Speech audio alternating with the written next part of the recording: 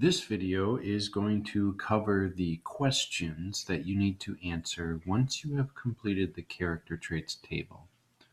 Now, to help you solve and answer these questions, you can refer back to both the reference tables as well as the character traits chart.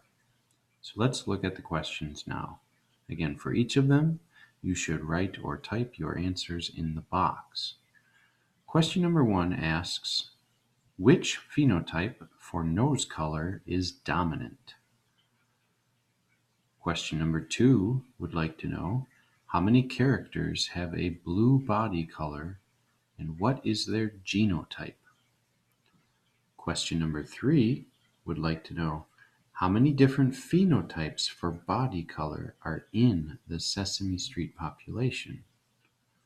Question number 4 would like to know, what does incomplete dominance mean? And give a unique personal example. So you can give a personal example from one of the characters. Number 5, how many alleles for body color does any individual have? Number 6, what phenotype fits with genotype, capital H, lowercase h?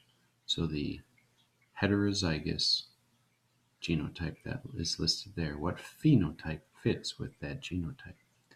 Number 7, how many different forms of a gene, single alleles, for body color could an individual have? So how many different forms of a gene that would be single alleles for body color could an individual have? Question number 8, what genotype do all males have? And then what about all females? If you listened to the last video, you'll have a clue for that one. Number 9, how many characters have the XO eye shape? And number 10, explain the different ways an offspring can get the green body color phenotype.